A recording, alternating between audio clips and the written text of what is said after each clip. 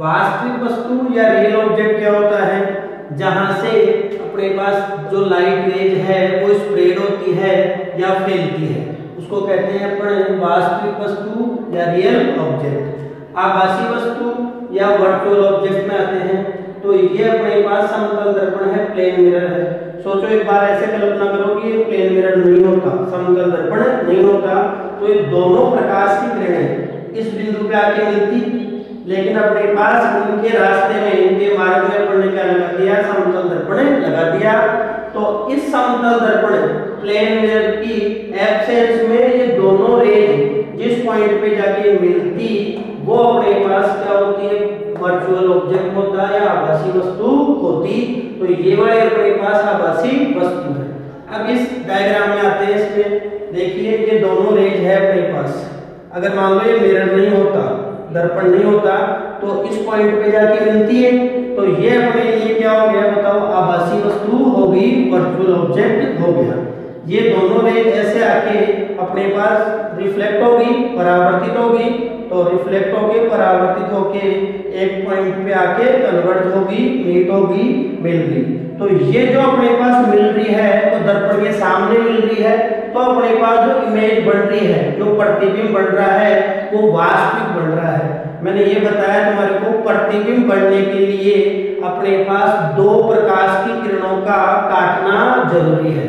Image formation के लिए minimum 2 raise का इंटरसेक्शन कंपल्सरी है।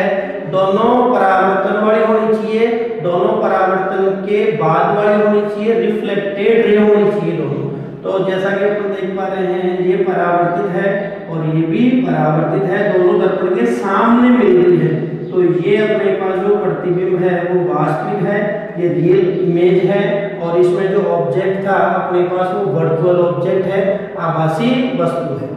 इस डायग्राम में बनाते हैं, देखिए इसमें जो प्रकाश किरणें हैं, जो लाइट रेज है वो एक बिंदु से स्प्रेड हो रही है, एक पॉइंट से फैल रही है अपने पास। तो यहाँ से लाइट रेज फैल रही है अपने पास, ये फैली। अब यहाँ से परावर्तन हो गया, रिफ्लेक्शन हो गया, तो ये अपने पास आफ्टर रिफ्लेक्शन इस डायरेक्शन में आ गई।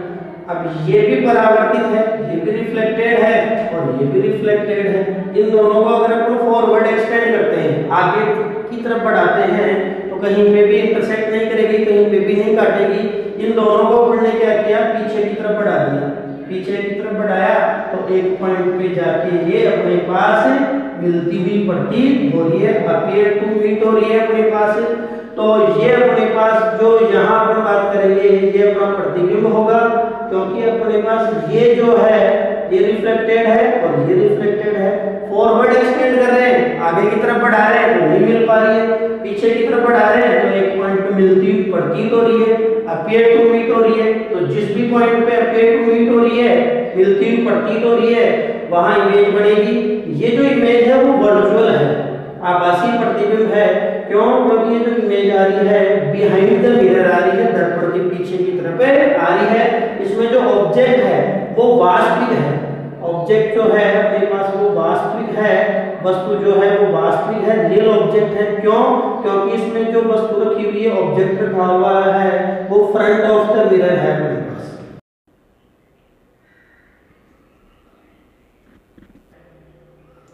वास्तविक प्रतिबिंब या रियल जो इमेज होगी उसकी बात करेंगे अपन। दर्पण से परावर्तन के पश्चात परावर्तित किरणें एक ऐसे बिंदु पर मिले जो दर्पण के सामने स्थित हो, तथा वहां जो प्रतिबिंब बनेगा वो अपने पास वास्तविक प्रतिबिंब होगा, रियल इमेज होगी।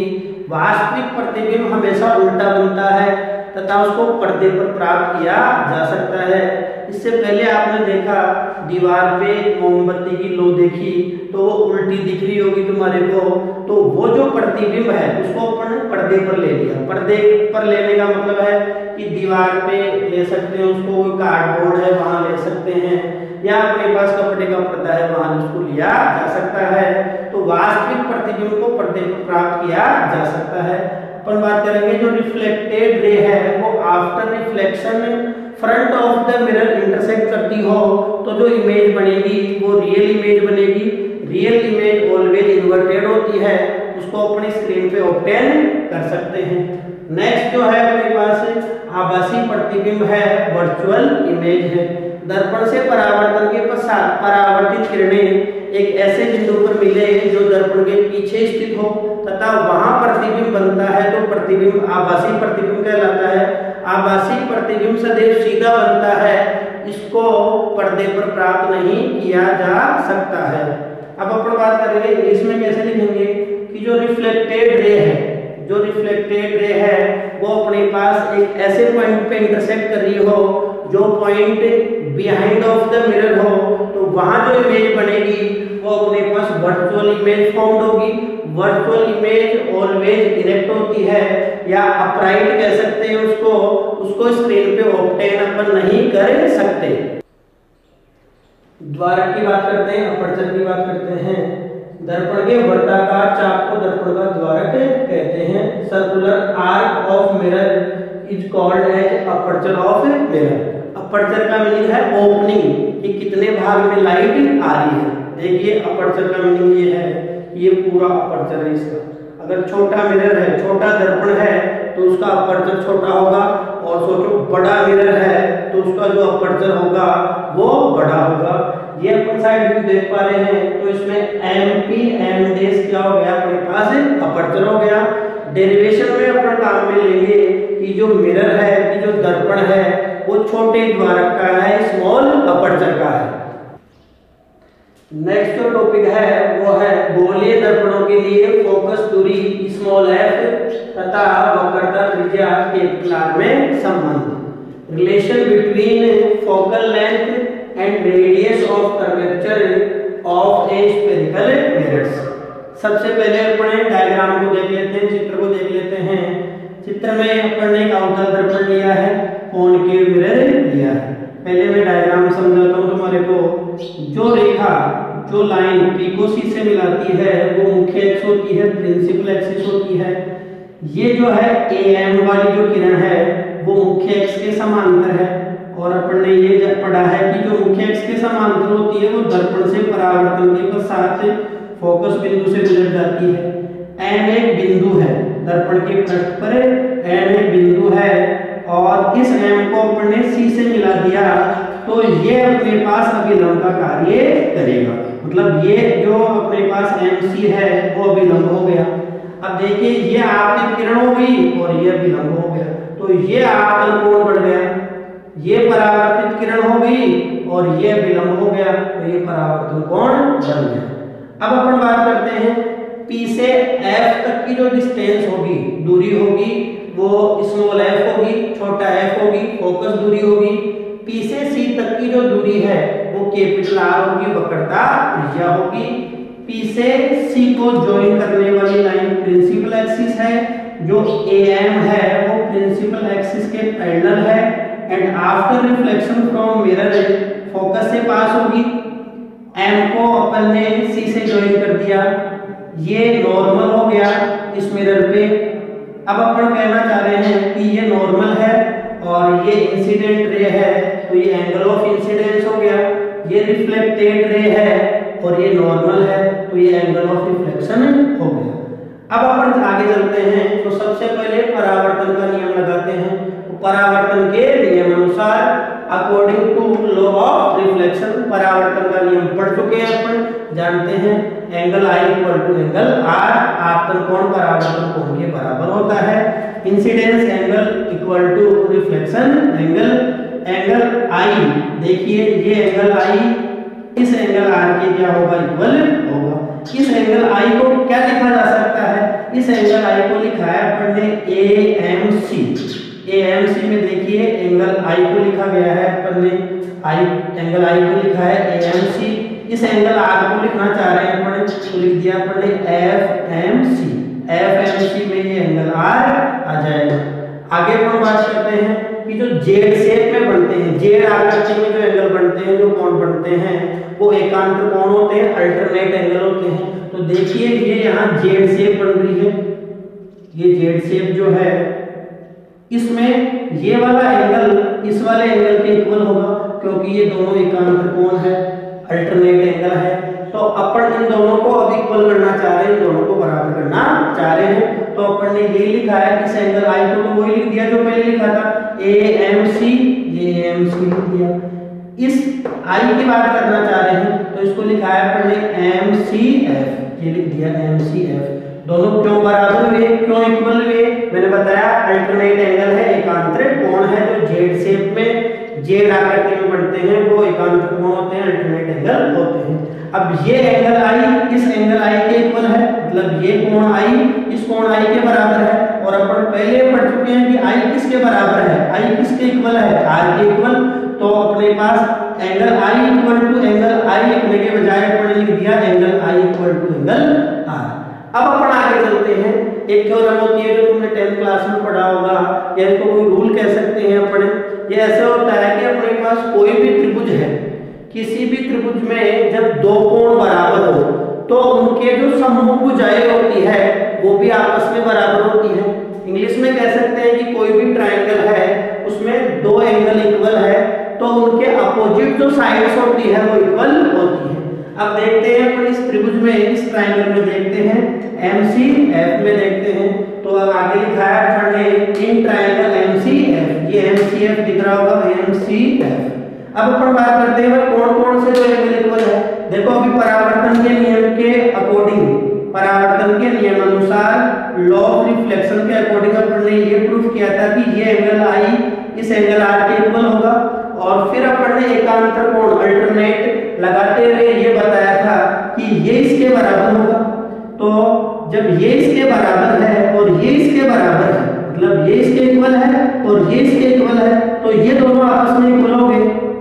इनके अपोजिट साइड देखते हैं तो एंगल आई के अपोजिट साइड होगी अपने पास MF होगी और एंगल आर के अपोजिट जो साइड होगी वो FC होगी। तो आगे अपन ने लिख दिया कि अपने पास कौन कौन से दो एंगल इक्वल है, ये वाला एंगल इस एंगल के इक्वल है। इसको ऐसे भी देखा जा सकता है कि इन दोनों की लेफ्ट हैंड साइड है वो इक्वल है तो राइट हैंड साइड इक्वल कर लेंगे तो भी वही बात है अपने पास। अब अपन चलते हैं कि इन दोनों एंगल को अपन ने इक्वल कर दिया तो एंगल FMC तो लिख दिया अपन ने FMC, ये आर को लिख दिया अपन ने। फिर आगे चलते हैं, लिखा है एंगल MCF तो ये लिखा है MCF, इस एंगल आई को लिखा है। मैंने अभी जो अपने पास थ्योरम बताई उसके अकॉर्डिंग इसके अपोजिट साइड होगी MF और इसके अपोजिट साइड होगी FC। तो अपन ने लिख दिया कि MF किसके इक्वल हो गया, FC के इक्वल हो गया। जो MF है वो FC के इक्वल हो गया। फिर अपन आगे चलते हैं, यदि बिंदु M पर P अति निकट हो, अति निकट कब होंगे? अपन ने बोला if point M and P are very close to each other, very close to each other कब होंगे? जब अपने पास जो मिरर होगा वो स्मॉल अपर्चर का होगा, दर्पण छोटे द्वार का होगा। देखिए थोड़ा सा मैं आपको समझाता हूँ कि ये अपने पास अपर्चर है, ये द्वारक है, तो जो मिरर लिया है हमने स्मॉल अपर्चर का लिया है। सोचो जब स्मॉल अपर्चर का होगा, छोटे द्वारक का होगा, तो अपने पास जो P पॉइंट है, जो पोल है और जो M पॉइंट है वो दोनों एक दूसरे के बहुत पास आ जाएंगे, very close to each other होंगे। तो इस केस में अपन क्या कर सकते हैं, जब M और P दोनों एक दूसरे के बहुत पास होंगे, मतलब उनके बिटवीन का जो डिस्टेंस है, उनके मध्य की जो दूरी है उसको अपन नेग्लिजिबल मान सकते हैं, नगण्य मान सकते हैं। तो इसको एक बार ऐसे सोचिए कि ये सोचो अपने पास परपेंडिकुलर है और ये अपना बेस है और ये हाइपोटेन्यूस है। अब सोचो इसको जब स्ट्रेट लाइन मान लेता हूं मैं, इसको जब स्ट्रेट लाइन मान लेता हूं तो अपन पाइथागोरस थ्योरम लगा सकते हैं। ऐसे याद रखो इसको। तो पाइथागोरस थ्योरम क्या होती है? कर्ण स्क्वायर बराबर आधार स्क्वायर प्लस लंबी स्क्वायर होती है। इंग्लिश में कह सकते हैं hypotenuse square equal to base square plus perpendicular square. ये जो डिस्टेंस है इसको अपन ने नेग्लिजिबल मान लिया, यहाँ से यहाँ का जो डिस्टेंस है उसको अपन ने नेग्लिजिबल मान लिया, नगण्य मान लिया, बहुत कम है, बहुत ही कम है, नेग्लिजिबल है। तो परपेंडिकुलर को अपन ने नेग्लिजिबल मान लिया। परपेंडिकुलर को जब नेग्लिजिबल मान लिया तो अपने पास जो कर्ण स्क्वायर है वो किसके इक्वल हो गया? आधार स्क्वायर के इक्वल हो गया। देखिए हाइपोटेन्यूस स्क्वायर इक्वल टू क्या हो गया? बेस स्क्वायर हो गया। तो यहाँ से क्या लिख सकते हैं कि जो कर्ण है वो किसके इक्वल हो गया? आधार के इक्वल हो गया। मतलब जो हाइपोटेन्यूस है वो बेस के इक्वल हो गया। नियरली इक्वल टू बोलना ज्यादा बेटर रहेगा इसको। तो अपन कह सकते हैं कि अपने पास जो साइड है MF, इसको नेग्लिजिबल ले लिया अपन ने, तो जो MF है वो किसके इक्वल हो गया? अपने पास PF के इक्वल हो गया। MF किसके इक्वल हो गया अपने पास PF के इक्वल हो गया। अब अपन आगे चलते हैं, अपने पास MF PF के इक्वल हो गया। अब अपन आगे बात करते हैं P से F तक। अपन पहले भी जान चुके हैं कि अपने पास फोकल लेंथ होता है, फोकस दूरी होती है, ये अपन ने प्रूफ कर ही दिया, मैंने तुम्हारे को बता ही दिया। अब अपन आगे बात करते हैं तो P से C तक का होता है R। अब अपन ने R लिया है, ये P से C तक का R लिया है। P से C तक को दो पार्ट में डिवाइड किया है, अपन ने दो भागों में बांटा है। इसको लिख दिया P से C तक को R लिखा है अपन ने, और इसको लिख दिया PF प्लस क्या लिख दिया FC लिख दिया। तो R को लिख दिया PF प्लस FC। अब चलते हैं अपन आगे, देखो FC की बात करते हैं। FC देखिए, ये FC यहाँ है, FC किसके इक्वल है यहाँ MF के इक्वल है, और MF किसके इक्वल है PF के इक्वल है। तो यहाँ आपने ये लिखा कि FC किसके इक्वल है, यहाँ से देखिए FC किसके इक्वल है अपने पास MF के इक्वल है, FC MF के इक्वल है। और यहाँ से देखते हैं तो MF किसके इक्वल है PF के इक्वल है। तो मेरे को ये बताइए कि जो FC है वो PF के इक्वल हुआ या नहीं हुआ? तो हुआ। तो अपन ने ये लिख दिया, R के प्लेस पे R लिख दिया, PF के प्लेस पे PF लिख दिया, और FC के प्लेस पे क्या लिख दिया अपन ने PF लिख दिया। अब PF प्लस PF क्या हो गया, तो PF हो गया। तो इधर चल रहा है अपना R इक्वल टू 2 P से F तक चलते हैं अपन। P से F तक होता है स्मॉल f होता है अपने पास, स्मॉल f लिख दिया इसको, और f का वैल्यू मैंने फाइंड आउट किया तो 2 को डिवाइड में कर दिया। तो रिलेशन जो संबंध निकल के आया वो ये आया f equal to r by 2। मतलब जो अपने पास फोकस दूरी होती है वो वक्रता त्रिज्या की आधी होती है, कि जो फोकल लेंथ होती है वो रेडियस ऑफ कर्वेचर की हाफ होती है। अब सबसे पहले अपन दो त्रिभुज लेते हैं और दोनों की समरूपता के नियम को समझते हैं, सिमिलरिटी का रूल समझते हैं। देखिए दो ट्रायंगल है, दो त्रिभुज है। पहला है फर्स्ट वाला जो है वो ABC ट्रायंगल है अपने पास, और दूसरा है वो PQR ट्रायंगल है सेकंड वाला। अपन ने ये लिखा है कि जो ट्रायंगल जो त्रिभुज ABC सिमिलर है, समरूप है किसके ट्रायंगल PQR के, त्रिभुज ABC समरूप है त्रिभुज PQR के। तो समरूप त्रिभुजों में जैसा कि आप 10th क्लास में पढ़ चुके हैं कि अपने पास जो कॉरस्पॉन्डिंग एंगल होते हैं, संगत कोण होते हैं, वो आपस में बराबर होते हैं, और जो संगत भुजाएं होती है, कॉरस्पॉन्डिंग साइड्स होती है, उनका जो रेशियो होता है, उनका जो अनुपात होता है वो आपस में इक्वल होता है, आपस में बराबर होता है। तो उसी रूल को अपन यहाँ फॉलो करते हैं। तो अपन ने बताया जो एंगल A है, एंगल A के जो कॉरस्पॉन्डिंग एंगल है वो एंगल P है। तो एंगल A किसके इक्वल होगा, एंगल P के इक्वल होगा। एंगल B के कॉरस्पॉन्डिंग एंगल Q होगा, तो एंगल जो B है वो एंगल Q के इक्वल होगा। एंगल C के कॉरस्पॉन्डिंग एंगल R होगा, तो एंगल C एंगल R के इक्वल होगा। अब साइड्स का रेशियो लेते हैं अपन, और साइड्स का रेशियो इक्वल होता है, रेशियो बराबर होता है, उनका अनुपात बराबर होता है।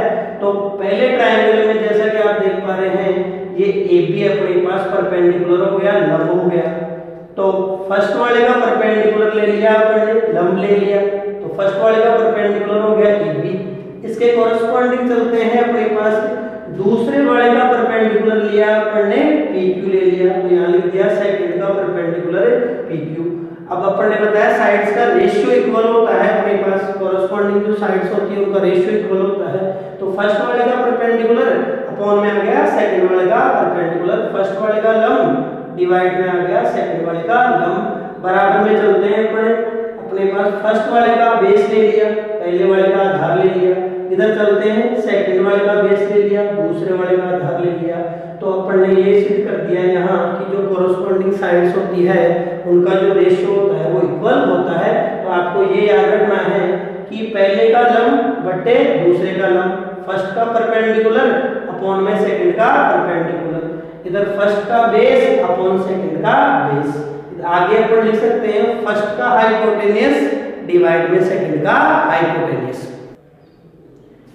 अब पढ़ते हैं आगे दर्पण समीकरण या u, v तथा स्मॉल f में संबंध, मिरर इक्वेशन और relation between u, v and f। सबसे पहले डायग्राम को समझते हैं। डायग्राम में चित्र में अपन ने अवतल दर्पण लिया है, कॉनकेव मिरर लिया है, P को C से मिलाने वाली रेखा मुख्य एक्स है, ये AB वस्तु रखी है, मुख्य एक्स से ऊपर रखी गई है। ये मुख्य एक्स के समांतर चलने वाली प्रकाश किरण है, दर्पण से परावर्तन के पश्चात फोकस बिंदु से गुजरती है। दूसरी जो प्रकाश किरण है वो C से गुजारी है तो वापस उसी मार्ग पे लौट आती है। तीसरी प्रकाश किरण की बात करते हैं, अपन ने ध्रुव पे आकृत किया है उसको, तो परावर्तन के नियमों का पालन करते हुए वो परावर्तित हो जाती है। अब देखिए, एक तो ये परावर्तित है, एक ये परावर्तित है और एक ये परावर्तित है। तीनों परावर्तित A डैश बिंदु पे एक दूसरे को काट रही है तो वहां प्रतिबिंब बन रहा है। तो इसमें जो प्रतिबिंब बन रहा है वो बन रहा है B डैश A डैश। प्रतिबिंब दर्पण के सामने बन रहा है, वास्तविक व उल्टा बन रहा है। इंग्लिश में कह सकते हैं P को C से ज्वाइन करने वाली जो लाइन है वो प्रिंसिपल एक्सिस होगी। AB ऑब्जेक्ट हो गया, about the principal axis AB को पुट किया है, ये प्रिंसिपल एक्सिस के पैरेलल रेज है। आफ्टर रिफ्लेक्शन फोकस से पास होगी, इस रे को C से पास किया है तो सेम पाथ पे रिटर्न होगी। इस रे को पोल पे इंसिडेंट करवाया है तो लॉज ऑफ रिफ्लेक्शन को फॉलो करते हुए रिफ्लेक्ट होगी। तीनों जिस पॉइंट पे इंटरसेक्ट कर रही है वहां इमेज फॉर्म होगी। इमेज जो बन रही है, फॉर्म हो रही है, वो B डैश A डैश है, फ्रंट ऑफ मिरर है और रियल इमेज है। अब अपन डेरिवेशन में चलते हैं तो सबसे पहले अपन ने दो ट्रायंगल लिए हैं, दो त्रिभुज लिए हैं। ट्रायंगल जो लिया है फर्स्ट वाला A dash B dash F, तो देखिए A dash B dash F, ये ट्रायंगल लिया है अपन ने, A dash B dash F। एक तो ये ट्रायंगल लिया है अपन ने, और दूसरा जो ट्रायंगल लिया है, दूसरा जो त्रिभुज लिया है वो लिया है MPF। ये M, ये P और ये F। सबसे पहले बात करते हैं कि ये वाला जो एंगल होगा वो अपने पास दोनों में बराबर होगा, दोनों में इक्वल होगा, क्योंकि ये शीर्षाभिमुख कोण है, वर्टिकल अपोजिट एंगल है।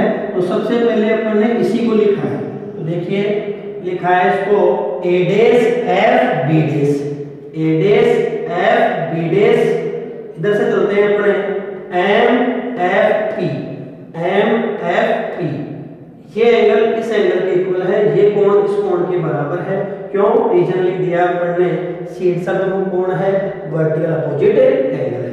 दूसरी अपन बात करते हैं कि अपन ने जो मिरर लिया है, जो दर्पण लिया है, वो छोटे द्वारक का है, स्मॉल अपर्चर का है। स्मॉल अपर्चर का है तो MP को ऑलमोस्ट अपन स्ट्रेट लाइन मान सकते हैं, लगभग सीधी रेखा मान सकते हैं। देखिए ऑलमोस्ट स्ट्रेट लाइन, लगभग सीधी रेखा मानने से क्या होगा, ये जो एंगल है वो अपने पास कितना हो जाएगा, 90 डिग्री हो जाएगा। तो अपन ने आगे लिखा है दर्पण छोटे द्वारक का है, अतः MP रेखा लगभग सीधी है। Aperture of mirror is small, so MP is almost straight line. अब अपन चलते हैं तो अपन ने ये बताया कि एक तो यहाँ B डैश पे 90 बन रहा है और एक P पे 90 बन रहा है। तो अपन ने लिखा A dash B dash F, angle A dash B dash F equal angle MPF, angle MPF। मैंने बताया यहाँ भी 90 है और यहाँ भी 90 है, छोटे अपर्चर का है, छोटे द्वारक का है, तो उससे इसको अपन ने स्ट्रेट लाइन मान लिया, उससे ये एंगल अपन ने 90 कंसीडर कर लिया। रीजन लिख दिया, समकोण होने के कारण ड्यू टू राइट एंगल। आगे चलते हैं, इन दोनों त्रिभुजों में A dash B dash F और MPF में अपन ने प्रूफ कर दिया, सिद्ध कर दिया कि दो जो एंगल है, दो जो कोण है अपने पास वो बराबर है। तो अपन ये जानते हैं कि जो साइड्स का रेशियो होता है वो भी क्या होगा, इक्वल होगा। अब अपन चलते हैं कि थोड़ी देर पहले देखा था अपन ने कि फर्स्ट वाले का लंब पहले वाले का लंब डिवाइड में दूसरे वाले का लंब बराबर में चल रहा था। पहले वाले का आधार डिवाइड में दूसरे वाले का आधार। फर्स्ट का परपेंडिकुलर अपॉन सेकंड का परपेंडिकुलर इक्वल फर्स्ट का बेस अपॉन सेकंड का बेस। तो वही रूल लगाते हैं अपने यहाँ। तो देखिए अपन ने ए डेश बी डेश एफ को फर्स्ट माना है, किसी को फर्स्ट किसी को सेकंड मान सकते हैं, इससे कोई फर्क नहीं पड़ने वाला है। तो अपन ने देखा कि ये परपेंडिकुलर हो गया, तो लिख दिया B dash A dash upon में डिवाइड में आया अपने पास पी एन, तो ये परपेंडिकुलर हो गया। अपन इन दोनों ट्रायंगल की बात कर रहे हैं, ए डेश बी डेश एफ और एम पी एफ। अपन ने बताया फर्स्ट का परपेंडिकुलर अपॉन सेकंड का परपेंडिकुलर, तो फर्स्ट का परपेंडिकुलर हो गया ए डेश बी डेश, सेकंड का परपेंडिकुलर हो गया पी एन। इक्वल में आएगा फर्स्ट का बेस पहले का आधार, डिवाइड में आएगा सेकंड का बेस दूसरे का आधार। तो फर्स्ट वाले का बेस बी डेश एफ आधार हो गया, बेस हो गया, बी डेश एफ लिख दिया। डिवाइड में भाग में लिख दिया दूसरे वाले का बेस सेकंड वाले का बेस, तो ये लिख दिया अपन ने एफ पी लिख दिया। अब अपन चलते हैं, अपन ने ये बोला है कि एमपी स्ट्रेट लाइन है। तो सोचिए जब एमपी स्ट्रेट लाइन है, एमपी जब लगभग सीधी रेखा है तो ये इसके पैरेलल होगी, मतलब एमपी का जो वैल्यू है वो इसके इक्वल लिखा जा सकता है, दोनों ही पैरेलल लाइन होगी, दोनों समांतर रेखाएं होगी। तो अपन ने आगे ये लिखा है बी डेश ए डेश को एज रखा है, और पीएम, ये पीएम मैंने क्या बताया तुम्हारे को किसके पैरेलल होगी, किसके समांतर होगी, बीए के। तो पीएम की जगह अपन बीए लिख सकते हैं। तो पीएम के प्लेस पे पीएम के स्थान पे अपन ने बीए लिख दिया।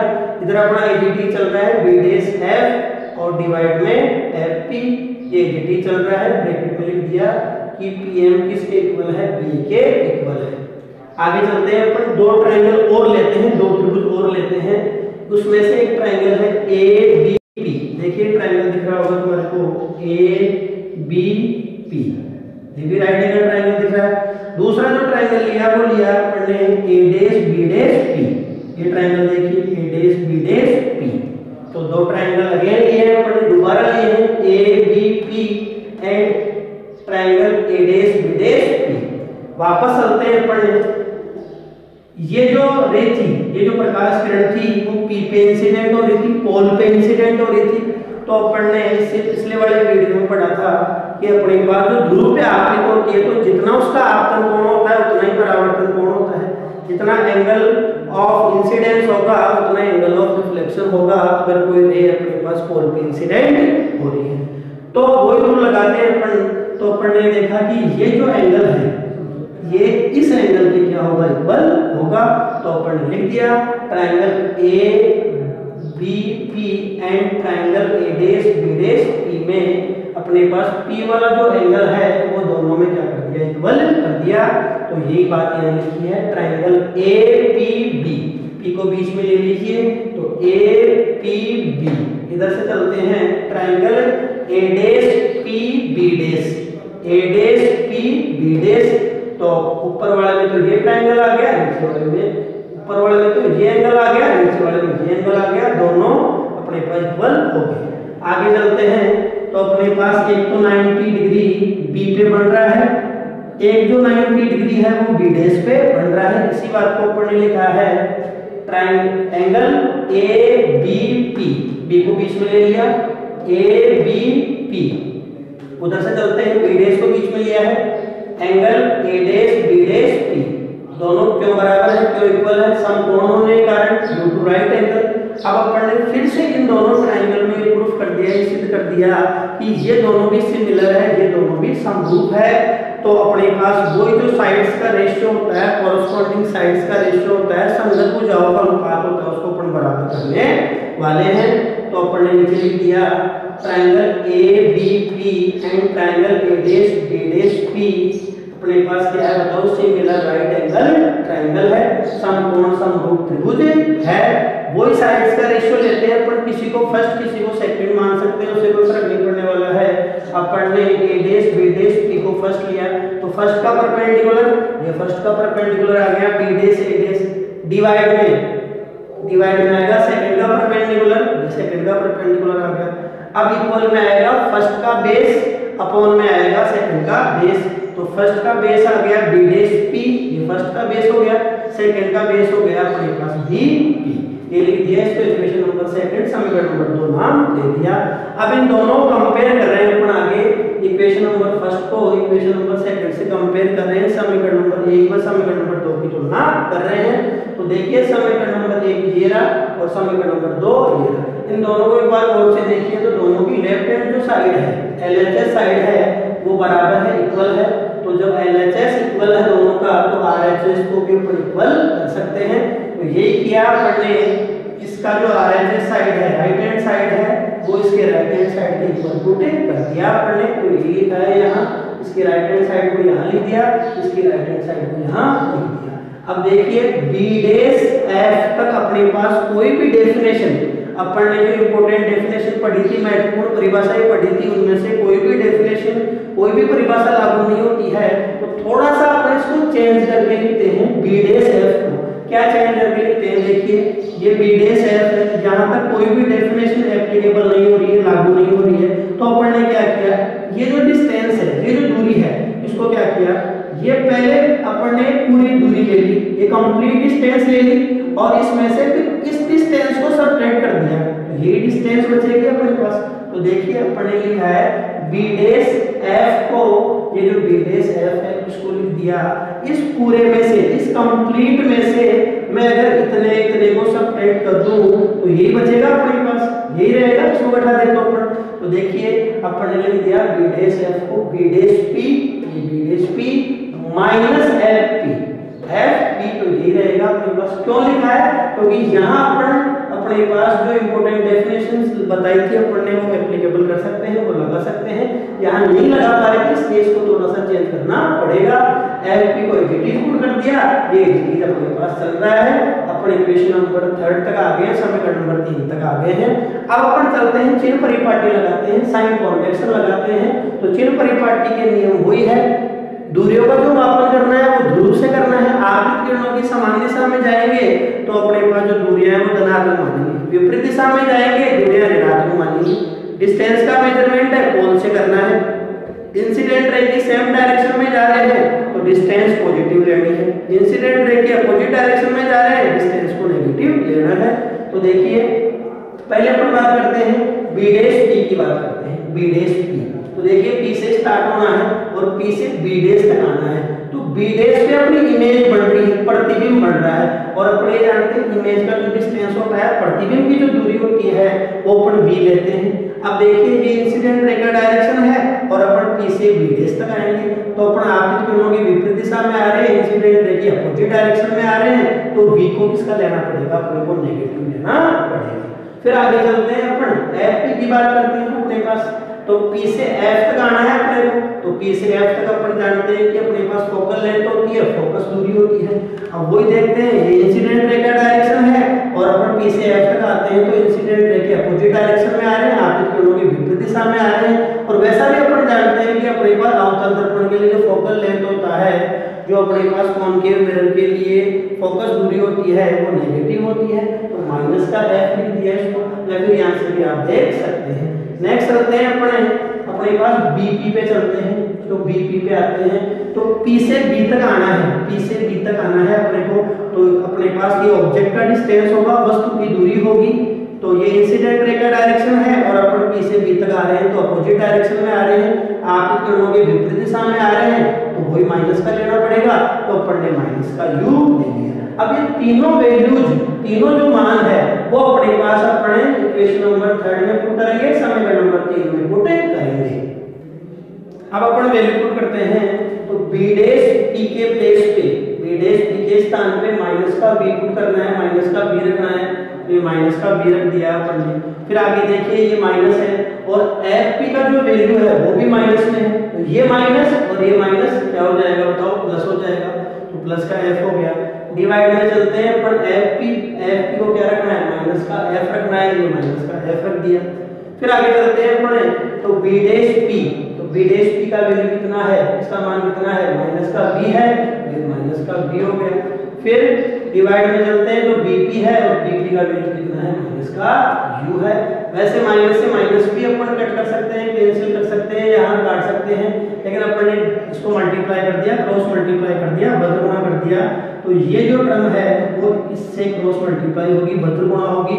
तो माइनस का u जो है अपने पास माइनस के b से मल्टीप्लाई किया तो माइनस का माइनस प्लस हो गया, ये u मल्टीप्लाई क्या हो गया v हो गया, फिर ये प्लस और ये माइनस माइनस हो गया uf आ गया, फिर ये माइनस ये माइनस प्लस हो गया अपने पास, इक्वल का साइन बीच में आ ही जाएगा, बराबर का चिन्ह आ ही जाएगा और ये bf आ गया। इसको अपन ने इधर भेज दिया, इधर ट्रांसफर कर दिया तो अपने पास uf किसका हो गया, अपने पास इधर माइनस का था, इक्वल के उधर गया तो किसका हो गया प्लस का। पूरे को डिवाइड करना है, पूरे को भाग देना है uvf से, तो अपन ने uvf से डिवाइड कर दिया, लेफ्ट हैंड साइड को भी डिवाइड कर दिया, लेफ्ट हैंड साइड को भी भाग दे दिया, राइट हैंड साइड को भी डिवाइड कर दिया, राइट हैंड साइड को भी भाग दे दिया, तो uv ये डिवाइड में आ गया uvf, uf डिवाइड में आ गया uvf और vf डिवाइड में आ गया uvf। तो कैंसिल होते हैं, जो कटते हैं वो काट दीजिए, uv से uv कैंसिल कर दीजिए, तो ये आ गया 1/f आ गया। uf से uf कैंसिल कर दीजिए, uf ये u और ये f, तो ये 1/b रह गया, और vf से vf कैंसिल कर दीजिए, vf कैंसिल कर दीजिए, तो ये निकल के आया अपने पास 1/f equal to 1/b plus 1/u, 1/f बराबर 1/v प्लस 1/u। ये दर्पण सूत्र या मिरर इक्वेशन है। जब भी अपन न्यूमेरिकल करेंगे तो जो भी क्वांटिटी, जो भी राशियां दी गई है उनको चिन्ह परिपाटी के साथ इसमें पुट करना है, और जो अननोन है, जो अपने को ज्ञात करना है, उसका चिन्ह अपने आप निकल के आएगा, उसका चिन्ह अपने को पुट नहीं करना है, उसका चिन्ह अपने को नहीं रखना है। ये जो फॉर्मूला है, जो सूत्र है, वो दोनों प्रकार के अपने पास दर्पण के लिए लागू होगा, अवतल के लिए भी होगा, उत्तल के लिए भी होगा। बस ध्यान इस बात का रखना है कि जो भी क्वांटिटी, जो भी राशियां दे रखी है उनको चिन्हों के साथ इसमें रखना पड़ेगा तुम्हारे को, और जो अननोन है उसका चिन्ह पहले नहीं लगाना है, उसका चिन्ह अपने आप निकल के आएगा।